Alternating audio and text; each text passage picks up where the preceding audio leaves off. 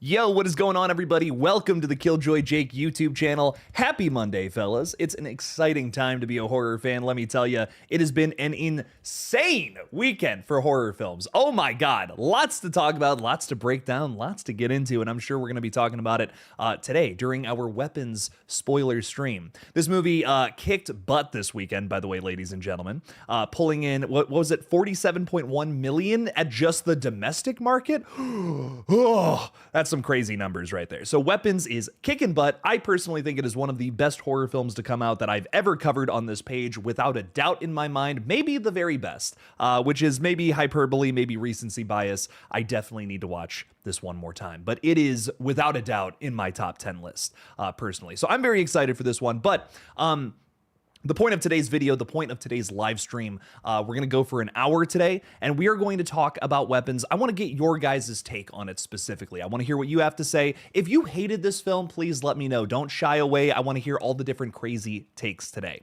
So we're going to be getting to that very soon here. Now, you also have the power. If we get 10 super chats, I will go for another hour, and I will be late to things that I have to do today. So that would be really funny if you guys made happen.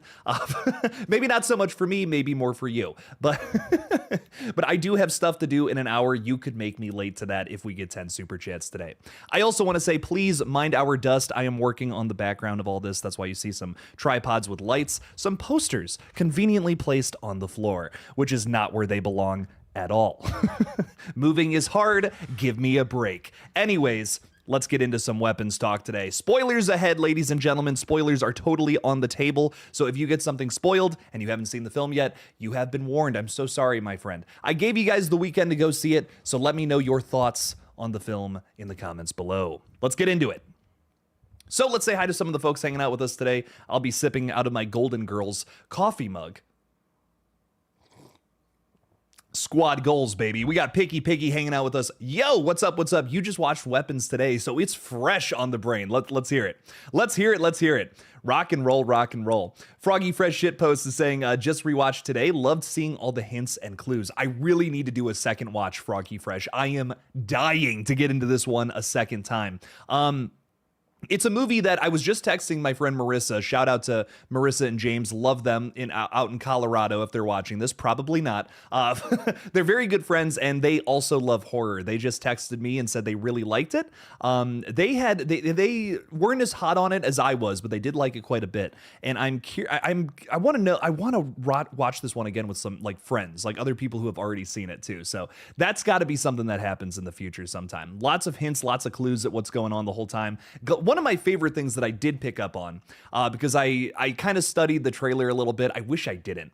But Gladys's red hair can be seen very early on during the whole, like, kind of bringing you up to speed with what happened. Like, it's like, oh, and, you know, Alex and his two parents were hanging out and they were questioned all the time by the police. That's Gladys sitting there with his father, who's under the trance or whatever at that point, not his mother, which I thought was a cool little detail, cool little hidden detail, which I kind of knew she was going to be part of why all the crazy shit was happening, but I didn't have it all figured out until, of course, a little later on in the film. But it was fun. It was fun noticing those little hints and details, little clues as to what's happening here, which is great. Shot by Shot, thanks for being a member, my friend. You are #1 right now. Saying, I won't be able to be here since I'm about to watch Together. Enjoy that one. Another banger from this year. Together and Weapons, two very recent horror films that, for me personally, in my top 3 of the year so far. So that is that's a big deal. It's been a crazy couple of weeks. Been a crazy couple of weeks for horror, without a doubt. Twisted Film, yo, you saw it on Friday, gave it a 4 out of 10. Very nice. I'm glad you liked it, my friend. Very good, very good. Gory Tiger's also hanging out with us, saying, what up? What up? What up? Welcome in. Paula Fitzhenry saying hi. Hi, Paula. Welcome in, welcome in. So excited for you being here. Paul Bradley is saying, just home from watching Weapons at the cinema. Had to watch it today so I could watch this stream. Paul, I appreciate that a ton. That really means a lot to me. I'm so glad that you could get that in so that we could all come here and talk a little bit about it. So that makes me really happy. Let me know your thoughts in the comments below. We will certainly be getting to it. Twisted Film is asking how I'm doing. I am fantastic. I actually got everything I needed to get done today before this stream, and I'm so proud of myself. So hopefully you're proud of me too, because I'm proud of you, Twisted Film. Flamingo Productions is saying, hi there, Killjoy Jake. Hi there, Flamingo Productions. How are you? Welcome in. Kyle Gordon, our resident cute ass penguin is saying, good afternoon, Jake. What a weekend. Saw Weapons, and wow, it was a total roller coaster. I agree. Hey, you're also saying you just repeated the same thing. I see. It was a roller coaster of emotions. It was certainly a roller coaster of emotions. I was laughing, I was sad, I was terrified multiple times. There are some jump scares in here, man, that just like sent me out of my chair. There's one moment where I think it's when Archer he's in the dream and he thinks his kid is sleeping in bed, and then like it suddenly does like I don't know if it's like a light or a cut or something happens, but then it's just suddenly Gladys right there and you're like, holy, no way, man, no way. Sent me back in my chair. That one, like, actually, I lost my mind watching that one. Some really good scary moments throughout this one. Binge with Nick is saying, hey, I wanted to ask about Kings Island Haunt event. Is it worth the Conjuring house? Nick, I just found out about this today. Not even kidding. That's hilarious. My fiance messaged me and said they're doing some sort of Conjuring event at Cedar Point and Kings Island here in Ohio. I'm thinking about going out there and covering it. I can't make it to HHN. It's too damn expensive. I wish I could, but I might end up doing that instead just to do something. You know, I want to do something for sure. I don't know too much about it yet. I haven't done a ton of research. I have been in Final Destination land all morning. I have just been studying all the Final Destination 7 stuff I possibly could, and I absolutely loved I'm super proud of my theory today. Maybe my favorite Final Destination 7 video I've put out so far. So I'm really proud of that one. Definitely give it a watch. But unfortunately, that's what my day has been mostly made up of. But I'm really loving the Final Destination 7 stuff. Another really exciting update from this past weekend. That movie's finally greenlit, baby. And I want to say I really appreciate this from Christoph Frickel saying, respect your grind, bro. I respect you. Thank you so much, Christoph. Thanks for being here. I will say also, we are doing this little fun, goofy stream right now, but later on tonight at 7 o'clock Eastern time, I will be having the Lethal Collective members joining me to talk a little bit about Scary Movie 6 and Scream 7, pros and cons for both. Things we're excited about, things we're worried about, things we're wondering what Scary Movie 6 will rip on regarding the new Scream movies. So definitely stop on by for that stream as well. It's going to be a ton of fun. Really excited for that one too. Double stream Monday, baby. You thought you were just getting one? Yeah, no. Oh no. You're getting a video from old Jake and you're getting 2 streams. It's insane. Eli, I think I just said hi to you. Maybe I didn't. Eli Cortez, though, hello. Thank you for being here. Just wanted to make sure I got that one in. Casper's eye socket. Ooh, baby. Okay, hit me. I want to hear all the takes. Weapons was a 0 out of 10 for me. Brutal, Casper. Okay, why is that? You're saying the ending was a joke. I was literally rolling my eyes the entire time. Why? Hit me with a why, though. I want to know why you didn't like it, because personally, I loved it. I was like cracking up. I thought it was hilarious, and I thought it was kind of terrifying and sad too. When Gladys gets her head ripped, like I think when Gladys is getting chased by the kids, I can't help but like laugh. I couldn't help but be like, this is insanity. Like, what is happening right now? But then when she gets her head ripped off, then I'm just cracking up.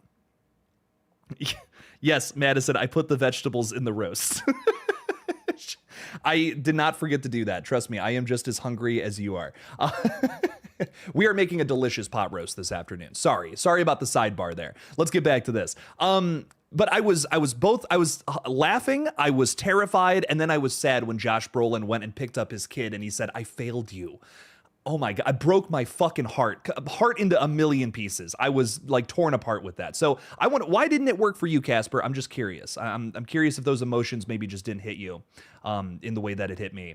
Dean Renner is saying, enjoyed it for the first 2/3, but the reveal, motive, and ending kind of fell flat for me. The ending kill was a good send-off, but the goofy Scooby-Doo chase took me out of it. I understand that. I just really liked this movie was kind of goofy all the way through. Not the entire time, right? But there was definitely goofy moments. I didn't mind it. I liked the little injections of humor. It made it, I don't know, it kind of made this movie like a stew. Like it had a whole bunch of things going on, emotion-wise. I was laughing. It never, for me, it never interfered with something else it was trying to do. I've seen movies where humor can just like ruin an entire other aspect because they try to inject it too many times. But it's laced very, thorough is not the word. It's sparing. It's a sparing amount of just little humor injections that make some moments kind of funny. And yes, the climax is one of those moments. I can see why that might not have worked for some people.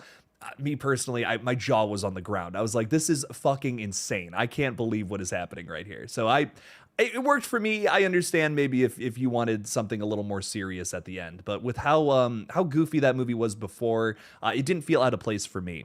I mean, we literally had a scene in this movie where where a lovely couple, probably the most lovely two characters in the entire film, are eating, did I count this right, 7 hot dogs? They're just going and eating these hot dogs on a wonderful Saturday afternoon watching their crazy nature documentary, and then Gladys has just got to go in there and fuck it up. That was the fun. Like, I was cracking up watching that, but I was also horrified. I feel like that was such a consistent thing throughout this entire movie, is that it was kind of goofy, kind of scary, kind of emotional throughout the entire thing at different points. That's why that ending worked for me. It just felt like an escalation of all those emotions that were present throughout the rest of the film right there at the end, but times 1,000, you know? So I don't know. I that wasn't out of place for me, just with how goofy the rest of the film was. Who else is hanging out with us? We have, Cody, thank you for being a member for 9 months. Your account could have given birth to a baby. I don't know why that's where my brain went, but that's where it is. Cody saying, hey, Jake, thoughts on Good Boy? Oh, I'm really excited for this one. I actually meant to make some sort of video regarding it. The horror movie coming out about a dog's view of his owner getting attacked by supernatural forces. I'm pumped about it. I'm pretty hyped about it too. It has some shockingly really good reviews. And I only say that because, you know, this is I'm all for ambitious big swings, but this one is wild. You know, this is this is ambitious as fuck. This is pushing it into new kinds of territory. You're telling me you made a horror movie that stars a dog? I love dogs, don't get me wrong, but, you know, to my knowledge, they're not all the best actors. But no, I'm kidding. The jokes aside, I am quite excited for this one. His owner is supposedly played by Larry Fessenden, who is a very big name in terms of indie horror. Love the guy, big fan here. So I cannot wait to see what this one is all about. It's got, like I said, very positive reviews, insane concept. I think this is going to be like a secret. This might be our sleeper hit of the year. I always bring this concept up every year. There's always one movie that sneaks up on you and is like really good. That was The Substance for me last year. Knew nothing about it. Saw an ad for it before Longlegs, hilariously enough, a movie I'm sure we're going to be bringing up during today's stream. And I was like, I have to see this. That trailer looked awesome. So saw that movie, and it turned out to be my favorite horror film of last year. So you never know, man. You never know what's going to hit the most, and that is just so exciting. So Good Boy, will this be the one? Will this be our sleeper hit of the year? Who knows? But it's got very good reviews. Might shake up the whole board. Who knows? I honest to God, one of my most favorite videos to make all year is what is always my last video of each year, is my top 10 horror movies of the previous year. And this one, 2025, last year before that too, I kind of had an idea, like by middle of the year, kind of where most movies were going to fall. This year, I have no idea. Because like Weapons, I thought was going to be good. I did not expect myself to like it as much as I did. I didn't expect to be like, that's easily the best movie of the year. No way anything is topping that. That's where I'm sitting with it now.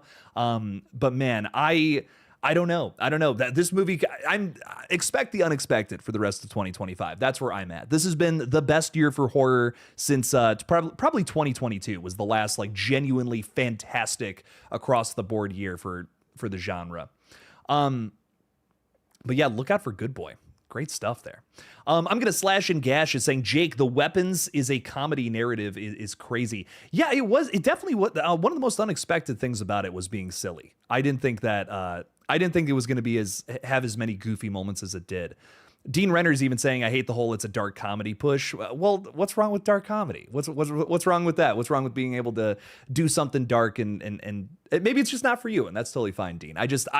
Some of my favorite horror movies ever are dark comedies. American Psycho is a dark comedy. It deals with some very, insane subject matter that it should be handled with care, but it is extremely haphazard and some would argue even indulgent, but I don't think so. I think it has good intentions by showcasing these awful things in sort of a hilarious way. And it's fiction too. If it's like if it was something where it was like this really happened, that might be distasteful. But I think with a fictional story, you can go down the dark comedy route and still have something good to say, despite depicting such awful things on screen. And that's kind of how I feel about Weapons. I feel like there is a little bit of, I don't know if there's necessarily like super focal commentary, but there is, I think you can kind of compare it to certain things happening in real life. With the grief angle, with especially, I don't want to get into too dark of a topic here, but you know, with the school setting, if you kind of catch my drift here in the United States, how we can kind of look at that and how we can view tragedy with kids. Unfortunately, is it does hit on some dark topics, but it's able to explore that in a fun way, in a fun movie way. Jason Carpenter's hanging out with us saying, Weapons, hands down, best movie of 2025. I'm with you, my friend. I really enjoyed this one quite a bit. Let me know what you liked about it, though, specifically. What was your favorite part? I'm curious. Paul is saying, I'm hoping Gladys releases a centerfold calendar for 2026. Damn, she was hot. You know, Paul, you might be alone in that opinion, but I respect it, my friend. I will say, I think Gladys is a horror icon. Like, I feel like I'm already there with her. She has some iconic moments throughout this entire film that I just loved. Had a very good time with this insane character. If, you know, I'm already seeing people say that the actress who played her, which I'm so sorry, I don't know the name. Whoever played her, I think deserves an Oscar nom. I'm so serious. Like, you think I'm joking right now? No, I'm dead serious. That deserves an award for me personally. Twisted is saying, well done on getting everything you needed to do done before stream. Proud of ya. I really appreciate that, Twisted Film. It was an insane morning, but we made it happen. we made it happen. Lindsay is asking where Bloodlines ranks for me. It is in my top 10. I want to say it's like number 6 or number 7, however. Bloodlines was good, though, dude. Like, I don't see Bloodlines leaving my top 10. But I just feel like there were some films that were just slightly better. It is a very good franchise continuation, though. Where do I have that film? Yeah, it's number 7 on my top 10 currently, with a few other films that I just feel, I just really feel these films deserve to be in the top 10. Like, even if something comes out that's better, I'm like, I have to find a way to make this work, because there's some movies out there that I feel are criminally underrated from this year that are not getting enough love, and I'm like, I'm gonna do everything in my power to make sure those are in my top 10. I need an excuse to talk about them. Let me introduce myself. I'm Joe Grizzly is saying, calling Weapons a comedy is funny. It's a funny film.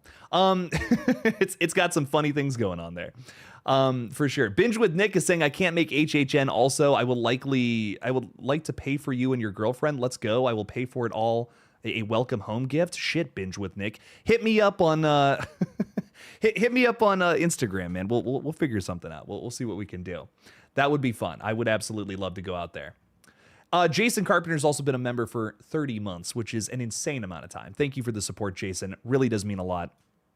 You're saying Weapons is a masterpiece. Jake, did you see the artwork for the 4K Steelbook? Hopefully it drops right before Halloween. That would be awesome. I would love to see that. I would love to see this one drop that early. This would be a really good October watch, I feel. It's not necessarily like as October-y or spooky season feeling as something like a Halloween Trick or Treat, Pumpkinhead, maybe even Clown in a Cornfield for those who actually liked that one.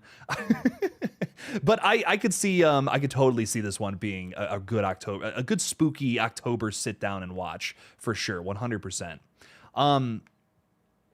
Mac Fisto, by the way, I want to say thank you for subscribing to the page. You saw the collab with Splattercast. That was a ton of fun. Oh my God. Lots of passion in that video. Guys, if you have not seen that, definitely check out the video, my little collaboration I did with Splattercast recently talking about this film. There's a lot to say, lots of things to get into here.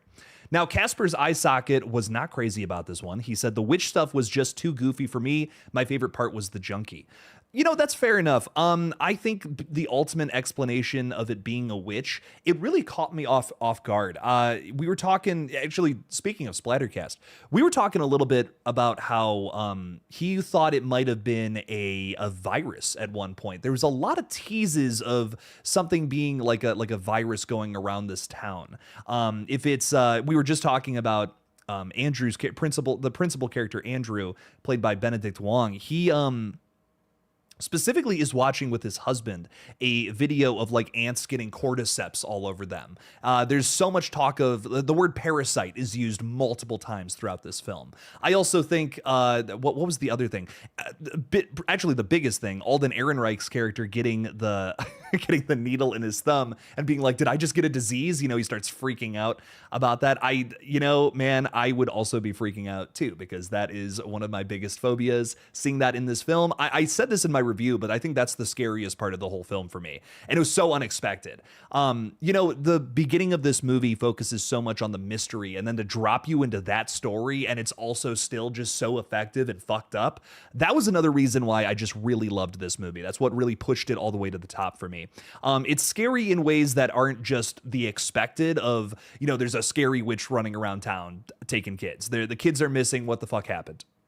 There's other things that you just couldn't see in the trailer that are like, oh my God, that's freaky. Didn't think about that at all. And Casper, your favorite part was the junkie. The junkie part was, I kind of agree, dude. I think that was one of my favorite parts of this one. I loved that whole little side story. That was sick. Austin Abrams, a big part of what made this movie so great. He was an awesome little side character that I loved quite a bit. Alex is saying, saw Weapons 2 times already. I gotta see this one again. Alex, I'm going to the theater as soon as humanly possible to get this one, to get another watching of this one whenever I can. Joe Grizzly saying, Jake, fingers all in her mouth, hands pulling at her head and neck, Day of the Dead and Hatchet as hell.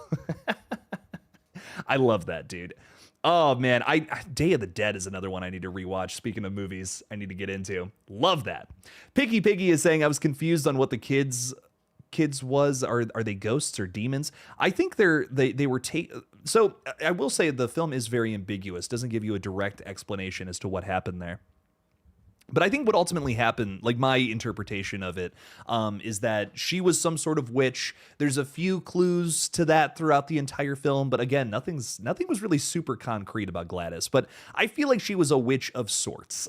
Zach Krager's own take on what a witch would be, and she essentially was controlling these kids.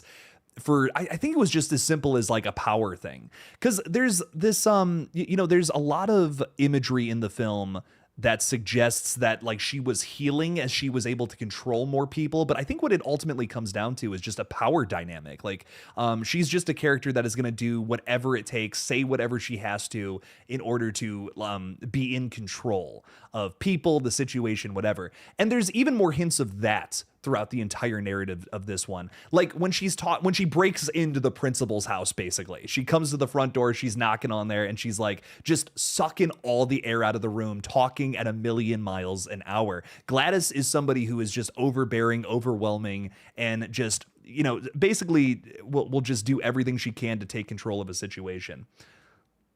Johnny,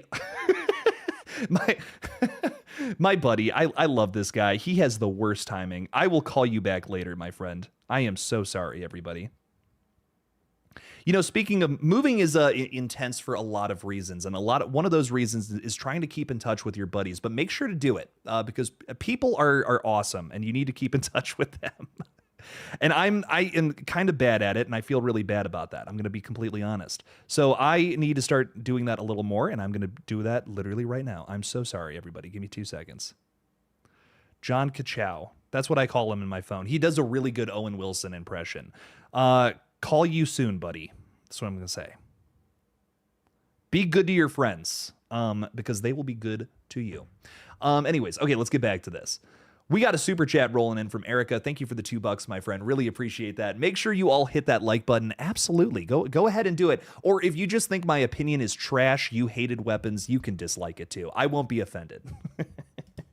No, I'm just kidding. Whatever you got to do, it's all good. Erica, thank you for the $2. I really appreciate your support. You're helping us. You're kicking off our super chat goal. Maybe we will go for another hour and I'll be late to the thing I got to do in 30 minutes. Who knows? Who knows what'll happen? We got some more folks joining us, by the way. We have Mr. Bones saying, I enjoyed Weapons. Question, though, why did this go to theaters in getting physical, but this other barbarian is stuck on streaming? and no physical to put on the shelf? This is a great question, Mr. Bones, and we kind of have a bit of an answer from Mr. Zach Krager, a little bit of an update. So he's been trying his hardest to get that out on physical, just like he just had a quote recently where, and I'm paraphrasing a little bit, but he's like, I've banged every drum, I have, called everyone I possibly could. It was a different company making it than what we got with Weapons. This was a whole different deal for Mr. Krager. And I don't want to trash talk the company too much, but it's one that I don't know. I don't know what the deal is with it, but it makes me wonder, makes me scratch my head. What the hell's happening with this thing? So I want to get something real soon for Barbarian, because I agree, Mr. Bones. That is a movie I want to put on my shelf like yesterday. One of my favorite horror films. That's another one of my favorites that I've covered on here. I'm at the point with Zach Krager where I just feel like he's one of the best doing it right now. Like, he's just one of the best in the field. I need more from him in the future. I can't wait for his Resident Evil movie coming out next year. We're kind of blessed having two Zach Krager flicks coming out back to back, basically, which is exciting. King Matthew III is saying, what's up, Jake? How are you doing today? Unfortunately, I can't join the stream right now because I'm on a road trip to Texas for my new job. Oh my God, dude, good luck with that. That's crazy. But I wanted to pop in and say, hey, good luck with that. Let us know how Texas is this time of year. Probably crazy hot. Oh my God, I can't even imagine. But dude, good luck with that. Seriously, that's awesome. I see that you're not only just a king of whatever your previous land was, but now you're taking over Texas. So good luck with that. Maybe you'll set things right there. King Matthew III, my liege, I appreciate you. Thanks for hanging out with us. Bon is saying, Jake, I've watched Robert the Doll. It is the worst film I've ever seen. Bon, I urge you to watch the new War of the Worlds. I think it's worse.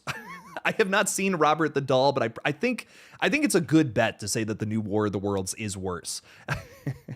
For those who have seen it, you know what's up. It's disrupting time, baby. Horror Paradise is saying they always say something isn't scary, just goofy/funny. The few seconds or 1 minute a film gets a giggle out of one crowd. You're watching dark material. There can be laughter in the absurdism of terror. Horror Paradise, I feel like that's very well said, very eloquently spoken. I agree. I think you can have multiple emotions and not fuck with something else that's happening on screen. But I also, like, there are movies that I've seen where I'm like, this was like too goofy. It pushed it into territory where I just wasn't really feeling it. Maybe the humor doesn't work and it falls flat, kind of ruining a lot of the other things happening there. So I understand that if the humor of this movie maybe didn't land with you, I could see, I understand why some people might not have vibed with this one. But for me, I agree. There is a lot of, this film is terrifying, but it is an absurd concept. Which is why maybe it didn't. Maybe it just went past some people. For me, the crazier something can get, the better. Like, I don't know. With my weird taste, I just love when something can go as far into absurdism as humanly possible, with it still being grounded enough to tell a good enough story. And this one really worked for me that way. Ben Grimm is hanging out with us. What's up? What's up? You just watched a body cam video of a cop getting stuck with a picket needle and later finding out. Yes. Okay. And right before seeing this, yes, that's insane. What are the odds of that? That's wild, my friend. Ben, thanks for hanging out with us. We appreciate you, dude. We also have No Ray Lieb saying, with the start of the movie saying 2 years ago, would this set up some kind of sequel 2 years and give time for Alex to grow and continue in a new weird way? Maybe, actually, because another thing Zach Krager has talked about is wanting to do a sequel. He has another idea for this series, which, honest to God, leaving this movie, I did not feel it needed a sequel by any means, but if he has something else he wants to do, I'm open-minded to it for sure. I actually even said, before I even knew Zach said that about Weapons, I said in my review yesterday, I was saying, the last two sentences of this movie from the narrator that's scary enough to be a horror film all on its own. The idea of kids going missing, they come back and they're different. I feel like there's a lot of horror films that we can point to that are similar to that in some way, shape, or form. If it's what is it? Children of the Damned, Children of the Corn. I feel like both of these movies have a similar premise to that, but with the setup being, this is the sequel to Weapons, I feel like you could find something new, something fresh there. Which I would be very into. I wouldn't be against that. I'd love to see if the kids are still fucked up in 2 years' time or something, right? Matt is saying watched it last night at 11 p.m. Felt like another universe. It does. I think that's another thing that's so effective about Weapons, Matt. I totally agree. It feels like you're sinking into like another world, like a darker realm. There is a mysticism to this film, even though it is set in suburbia. That feels weird. No, I totally agree. Totally agree with you on that one. From the moment this one started, I felt that. I felt like I'm sinking into this other world that's happening. And yeah, Erica is throwing this out there. Just a reminder that this is a spoiler stream for Weapons. Hopefully gave you enough warning with spoiler being in the title here. We are talking spoilers about the film. So if you have not seen it yet, go check it out. Come on back, watch this stream on replay.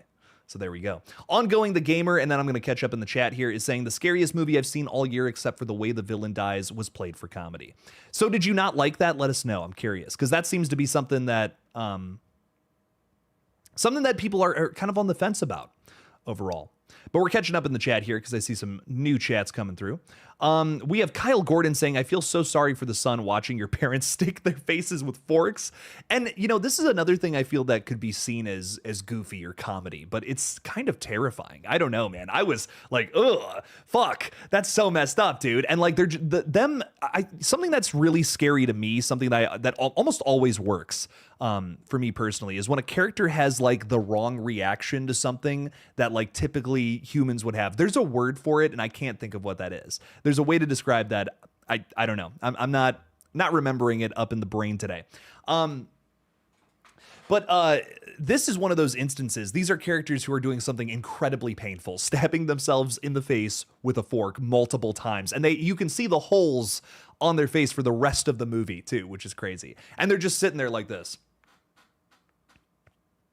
Like just no reaction. There is something so terrifying that makes my skin crawl. I don't know how to explain it. It's messed up. I don't like it, and it freaked me out. It was great. It was awesome. Zach Krager, for me personally, just has a direct line to a lot of the shit that fucks me up in my brain. Like there's stuff in Barbarian even that gets like weirdly specific and horrifying. It's like he almost taps into some of like the most like anxiety-inducing situations that people can be into. That's something that's consistent from Barbarian into this too, that yes, there's a lot of supernatural stuff. Typically the focal point of both of these movies is the supernatural horror, but then there's like this injection of real terror, like, and it's like, whoa, oh my god, that's actually kind of freaky. It's honestly kind of brilliant the way he's able to blend both of those things so seamlessly, even though I think at first when they're introduced in both films it feels like you're going somewhere else entirely. It feels like we're completely getting away from the original, where the story started, into somewhere else, but then he finds a way to circle back both times. I feel like he did that very effectively. And it's a staple of his at this point. I'm almost expecting it now for whatever he does next, but in a good way. Like I'm expecting it like, oh shit, I can't wait to see how he, drops us into some other bullshit 30 minutes into this and then finds a way to loop it all back. That's fun. That's really fun. Nerea is saying horror and comedy blend a lot more than other genres together. The lies humor hit, and the theater all chuckled all the same parts with the movie, not at it. I do feel like my theater got a lot of laughs. I was, interestingly enough, I was at a 2:17 showing, which was sick. I love that they were able to do that. That's the time that the kids disappear, 2:17 a.m., where it was 2:17 p.m., but same diff. It's still cool. I thought that was sick. But something else I really liked about it was dog? I'm getting calls from everybody today. I'm crazy popular. I'm kidding. Something else I really liked, though, audience reaction wise, was there was just pure silence during the terror sequences. Like I could feel that everybody was like, retreating into their seats, and lots of laughs from the moments that were supposed to play that way, which I thought was fun. So my theater enjoyed it personally. I could definitely feel that. You can also feel the energy of people when they're like leaving a theater if they liked something or not. There was not that energy for the new I Know What You Did Last Summer. Like I could vividly feel that there was a lot of people disappointed walking out of that one. Where this one, even though my theater was lesser, it did feel like there was higher energy, far more excitement for something like this.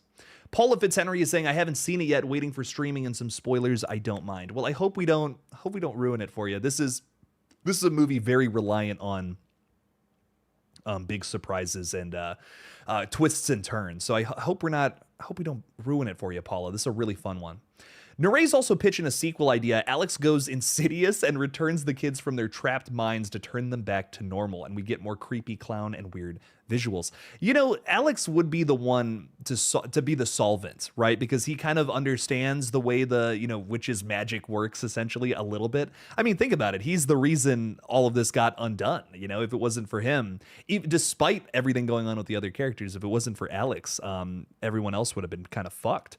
So yeah, I could totally see something like that being a crazy sequel. Maybe follows him this time around, and then you have the rest of the characters who are still alive have some sort of influence over the story too. That could be fun. I could totally see Justine and Alex having some sort of back and forth in the film, having to work together in a weird sort of way. That could be cool. What else is going on? Legion is saying, is it about zombies? Because I saw a thumbnail of a guy with a zombie-like stuff all over his face. So we've had a few questions about that. That's interesting. So zombies in a, not the toxic, I guess you could say it's more of like a voodoo zombie thing. I could see it being that, so to say. I could see comparing it to that, but not like the toxic zombie we all know and love, right? Not the rotting corpse walking around biting people's faces off, but like going back to the old, like before George Romero zombies. Sure, you could totally look at it that way. That's interesting. I didn't even make that comparison until you brought it up. But yeah, it's actually kind of similar to that. It's the essentially what it is. I mean, I hope you've seen the film. Again, spoiler stream.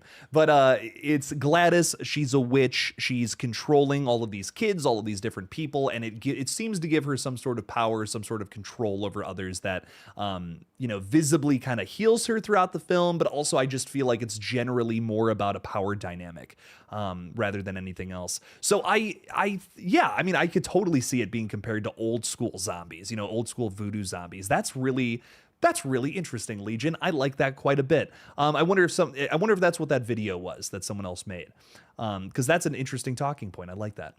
Paul is saying the fork scene made me laugh, but only because it made me think of Steve Martin and Dirty Rotten Scoundrels.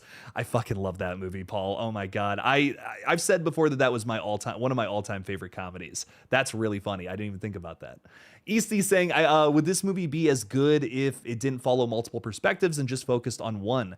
I have a very controversial take about this, and I would say no. I loved this film. I did, but I think if they didn't do that, I would not have been as impressed with this one.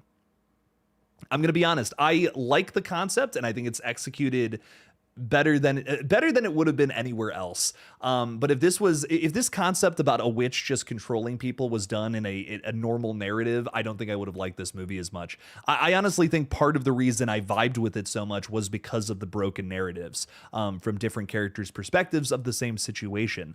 It's a cool setup, but like a lot of people have made this point that the twist isn't exactly like the biggest reveal I saw it coming, but that's not the point. I feel like if you were looking for like the Scream style, someone's taken off the mask, it's like it was me the whole time. You're just not gonna get that from this film. It's about seeing this mystery from all these different characters' perspectives and how they handled it. Justine is this person who is just so depressed. She's treated like a pariah to society in this town, and you see how that affects her life. If it's her just drinking way more, approaching an old lover kind of vibe, where then we cut to Archer's story and he is dealing with the grief in such an awful way. He literally is introduced waking up in his child's bed, and it's broken him as a man. So all these different characters are handling this situation or other difficulties in their lives in very different ways. And that's kind of what all of the perspectives boil down to, on top of giving a different perspective to the ongoing mystery, which I thought was really interesting.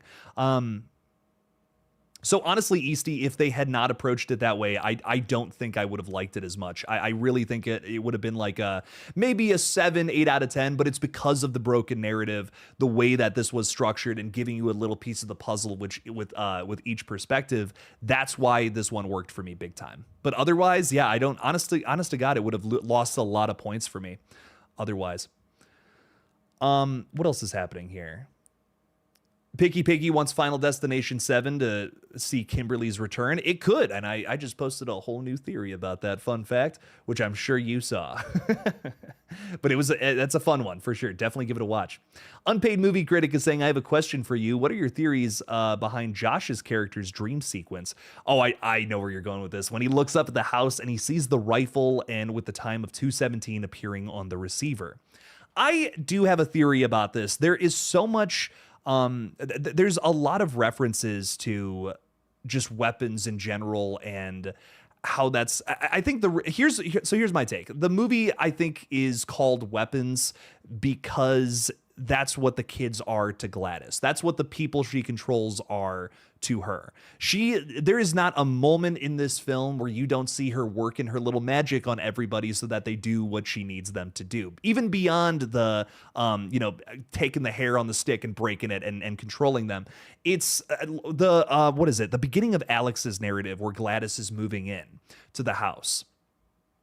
You can see her outside, like kind of pointing at the dad and saying, oh yeah, go get my bags. They're in the back of the car. You know, she's always got she's doing whatever she can to control people. She doesn't look at people as that's another person. She looks at that as like, that's a tool for me to get my shit done. And that's what's really fucked up about this horror villain. So I think it's called Weapons for a couple of reasons. There was another one, and I'm crediting this to the Splattercast guys. It's another W word, which weapons. I feel like that's part of it, but also just the fact that all these people she controls, that's all they are to her. That's her weapons. That's her defense. That's her way to take over this town, essentially. That's kind of where it came from for me. And I think the visual of, essentially like an AR-15 with the 217 on it, that's what I think it means to. That's what I think it's supposed to represent. You also have all these dream sequences with a bunch of different characters. They have a dream where something appears like Gladys. So whatever those dreams are, I don't know if it's like a vision from Gladys. I don't know if it's a vision like forewarning them that like this evil has entered their town and their lives and could, take them over too. I don't know. Honestly, the dream sequences were a really interesting choice that I don't know if they were as consequential as I wanted them to be, but they resulted in some of the best scares and greatest visuals in the film, like what you're talking about right there. But that was kind of my interpretation. All the like things involving weapons in the movie, which I'm sure there's more things, all just kind of boil down to what Gladys views everybody as in this world. JPR is asking if I want to see a Weapons sequel. I definitely don't need it. Like, I don't need a continuation of Weapons. I don't need this to be a franchise, but like, if Zach wants to make it, if he's like, yeah, I got an idea, let's go. I'm here for it. Sure. Let's run it. Let's see where else this crazy story can take us. I was saying earlier, I think the ending of this film sets up an insane horror movie. So like, if they want to do something about the kids still being fucked up, beyond Gladys's death, sure, I'm into it. Let's see where that goes. Darfalina is saying, I feel like when you have kids doing the takedown, you got to make it comical or people will get sensitive. Oh, okay. I see what you're saying. Yeah, you got to kind of you have to lean into humor, or maybe it could get too dark, is essentially what you're saying. Like, maybe it's just like, okay, I don't know if that was cool. I mean, it's literally kids tearing apart an old woman. You know what I mean? That's insane. It's just something that lends itself to humor. It's like, you kind of have to lean into that a little bit. The other thing with Zach Cregger, I feel, is, his background is comedy. Before he made Barbarian, obviously, one of his biggest things was The Whitest Kids You Know, which is a really goofy sketch comedy troupe, which if you've never seen any of their clips, I could not recommend it enough. It is very... I'll be honest, it's very edgy, like middle school humor, but it's stuff that I still find funny today, my juvenile ass self. So give it a watch if you want a little deeper dive into the mind of Zach Cregger. David Primero is saying, after watching The Barbarian, I didn't want to stay in an Airbnb ever again. I feel you big time. Fuck that shit. Yeah, that made me horrified of those two. I'm going to be totally honest. I had like a million Airbnb horror stories after that too. I'm like, there's so much horrors of being like basically staying in somebody else's house. That's really scary. I like that. What else is going on here? We got Infinite Sky joining us saying, was Gladys inspired by the Pied Piper of Hamelin? Sorry, something like, I feel like something just flew up my nose. Like, I don't know what's going on here. I think what's interesting, about Gladys is that I think it's so easy to generalize her as a witch, but then, like you said, she's so inspired by the Pied Piper. We were talking about that before this movie even came out, like the idea of kids being controlled and, you know, running out of the village, essentially. That's the Pied Piper story. So it's like, what you know, where is the inspiration there? Where does this come from? And I think Gladys is just a Zach Krager's own take on witchcraft. You know what I mean? It's just a really specific version of that. We've seen, you know, different takes on vampires and zombies, all these different things. Like, I always talk about how much I love when vampires explode in sunlight. Like, sometimes they'll just burn and die or whatever, you know what I mean? But sometimes in a ton of different movies now, they'll walk into the sun and just like, bam, you know? And I think that is very funny. When you get like variations on tropes that you know and love, you know what I mean? Witches are something that, like, they have a pretty concrete, like, we have an idea of what this kind of villain looks like. Same with vampires, same with zombies, werewolves, whatever. But when you can fuck with the lore a little bit and change it up, that's interesting. That's kind of how I feel about weapons. I feel like we took witchcraft and we spun it into something that's kind of Zach Krager's own, which is fun. So I'd even go so far as to say that Gladys is an entity all of her own, you know what I mean? Inspired by witches, but maybe something else entirely. And someone just said clown. I could totally see a Pennywise influence with Gladys too, which is another thing I wanted to bring up. She was very inspired by, like, Tim Curry Pennywise. I could totally see that being an argument. Wes Carpenter Flicks is saying, hey, haven't seen it yet, but already had it spoiled. Like, hell by dirty spoilers. I'm so sorry, Wes Carpenter Flicks. I hope we're not ruining it more for you. I feel bad. Thank you for being a member, though. It means a lot. Thank you for being here. David's saying, why did they use 2:17 if the witching hour is 3 a.m.? That's a pretty good point. You got a good point there, my friend. I don't know. I was really trying to figure out if there's a significance to that or not. I got nothing. I got nothing if there is. 2 + 1 + 7 = 10. So that's what I got. I always do that with numbers in horror films if they add up to something weird. Ever since I saw 1408 as a kid, and I'm like, Dad, why is it room 1408? And he's like, my dad was like, add up the numbers, son. And I'm just like, 13. Oh, that's the scary number. So I thought that was cool. Ever since that revelation as a child, anytime I see specific numbers in horror films, I just add them up. I'm like, oh, is that a spooky number? Let's find out. Something fun for me, at least. Kyle Gordon is saying, I can't believe the actress that played Gladys was Uncle Buck's girlfriend. Oh shit. Wow, that's crazy. I thought that was interesting. I do not know who played Gladys, but man, you want to talk about a total standout. I need to get the name on here. We got to throw some respect on her. Amy Madigan. Okay, fuck yeah, dude. Killed it in this. I mean, just so much love. Yeah, Uncle Buck. No way. That's one of she's in Field of Dreams. Okay, sick, dude. Oh, she was in The Hunt. Did you guys see The Hunt? I liked that one. That was good. That was a solid movie. I got something in my nose. I don't know I don't know what's going on, but I'm dying over here. So sorry, everybody. How would a barbarian weapons crossover work? Well, you know, technically, they are in the same universe, which I think is fun. If you go to that Maybrook Missing website, there's a little Easter egg that says that the events of Barbarian happened in universe very recently, which I think is very cool.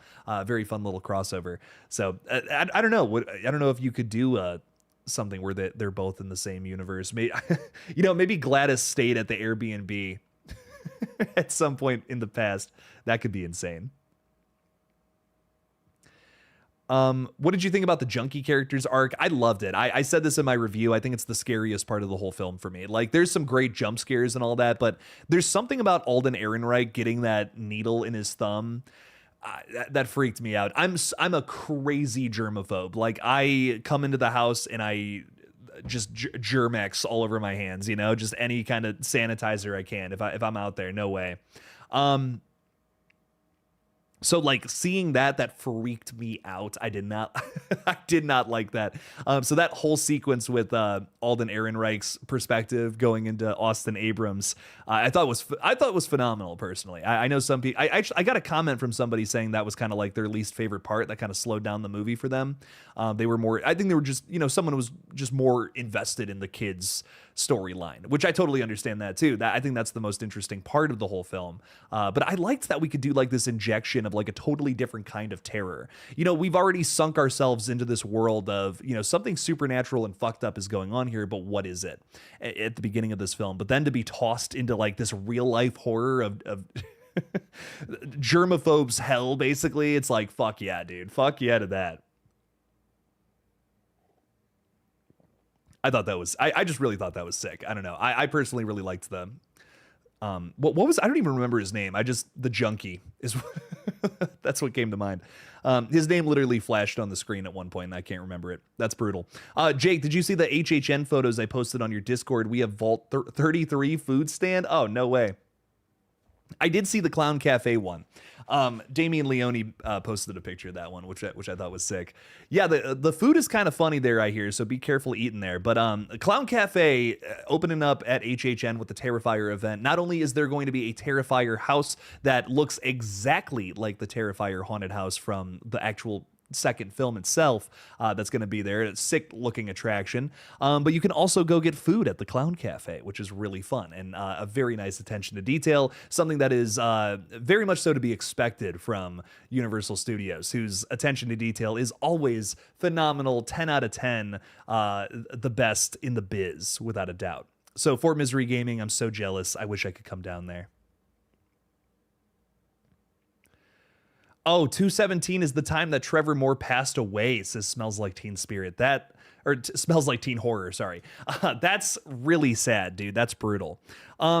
Zach Krager has recently said that this film was inspired by a loss in his life, and while he didn't clarify exactly what that was, it was likely the death of Trevor Moore, one of the members of the Whitest Kids You Know, who passed away a few years ago, before, obviously, this film went into production, which is really sad. That's really brutal. We were talking with the Splattercast guys, and something we got into was that with this movie was that all of these different characters supposedly represent an emotion that Zach felt when losing Trevor Moore. Supposedly, right? We don't have anything 100%, but it's likely that kind of vibe, and that's really sad. That's really brutal, man. I was really bummed when that happened. I remember just kind of like, there's a few celebrity deaths that have made me just kind of stop everything I'm doing and just sit there and just really think about that. Ozzy's was probably the most recent one. That's been a huge influence on my life. That really bums me out. Trevor Moore was another one, though. I can't tell you how many clips of those guys I've watched, and specifically him too. I mean, he was kind of the face of their group, and for him to pass away, that was a real bummer. That hit me pretty hard. That was a major bummer, but that's really sad if that's the case. I could see this one. It's weird. I don't feel like this is a direct movie exactly about him, you know what I mean? But I feel like it's a movie that Trevor Moore would absolutely love. And that's where I feel a lot of the inspiration from that may come from. I guess we kind of have to speculate, right? We can't be 100%, but yeah. What else is going on here? Do you plan to watch Weapons in theaters again before it comes to digital? Yeah, this is one I need to see twice. The last movie I needed to see twice in theaters was 28 Years Later. I had to see that one again. This is another one. I got to see it. I definitely have to see it in theaters one more time.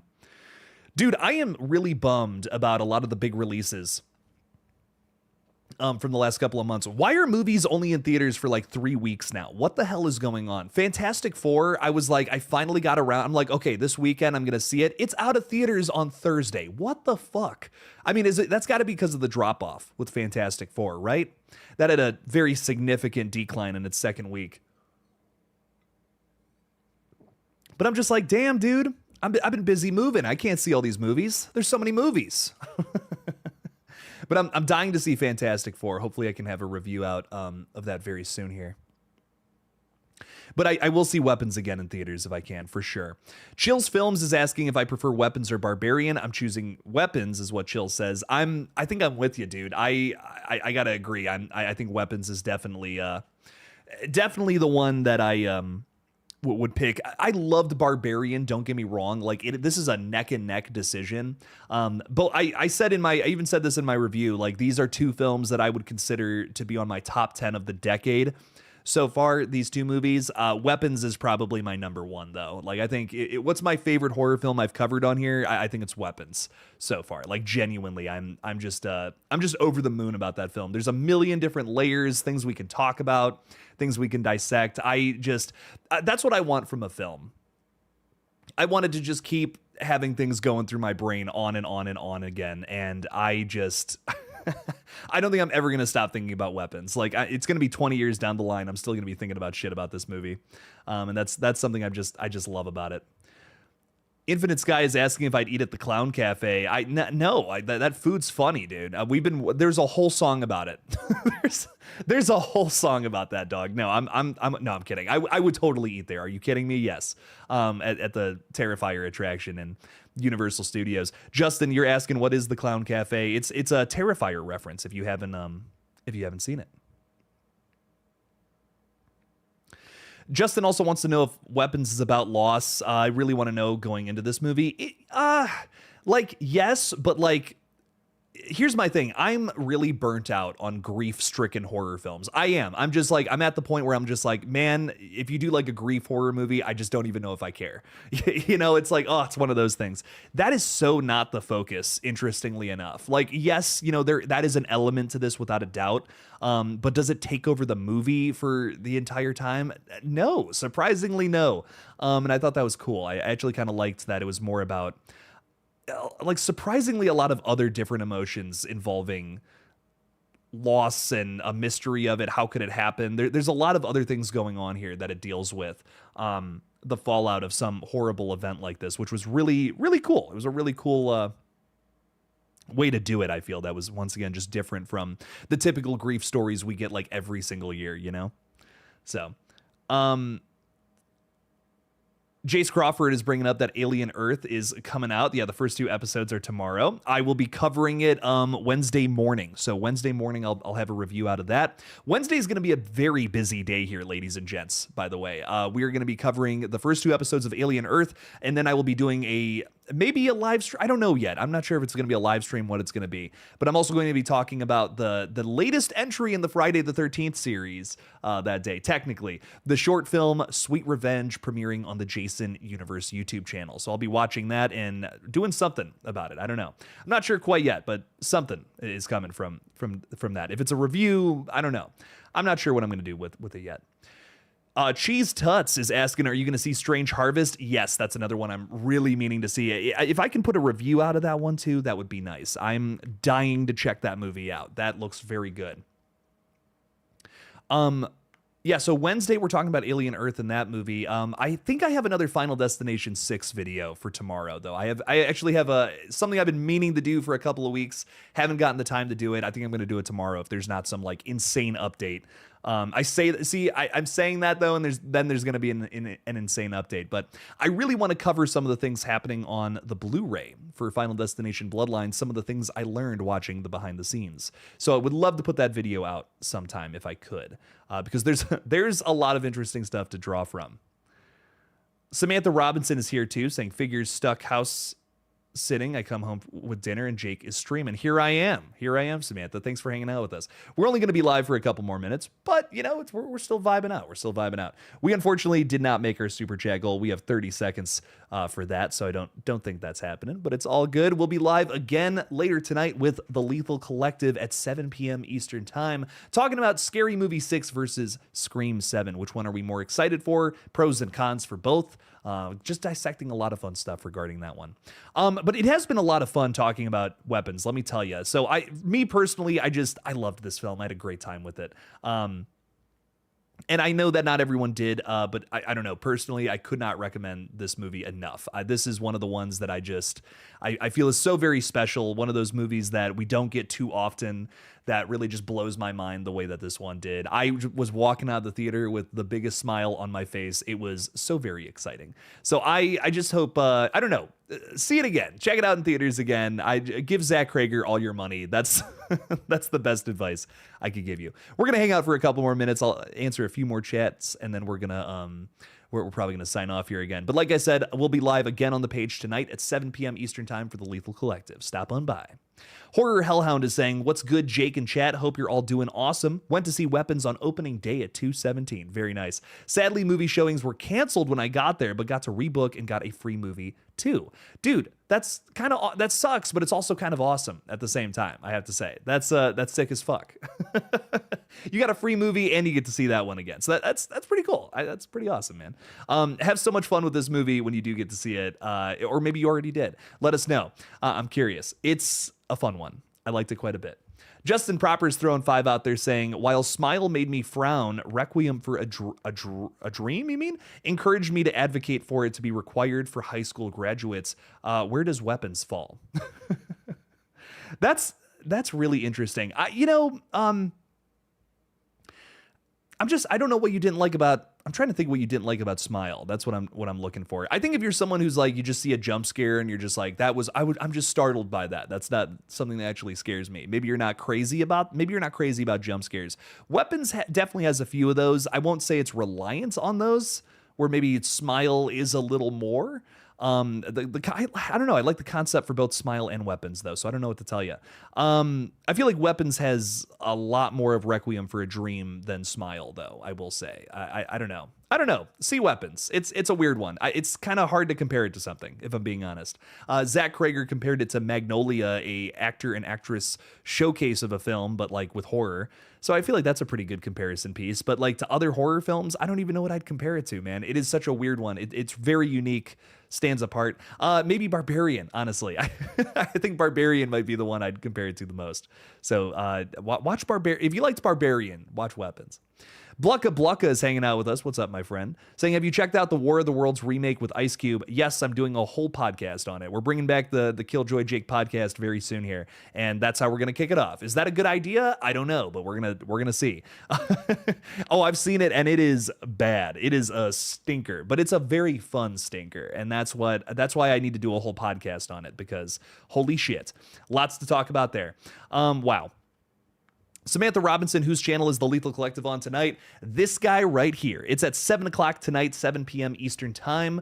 It'll be the next time I'm live on this page in like 3 hours? Yeah, 3 hours. 3 hours from now, come back to the channel. We'll be live talking about Scary Movie 6, Scream 7, which movie we think is going to be better, and also what we think Scary Movie 6 is going to rip on, just from the entirety of the horror space right now. So stop on by where the collective is going to give their take on that. It's going to be a ton of fun. Guys, again, really appreciate you for supporting the page. Appreciate the weapons chat too.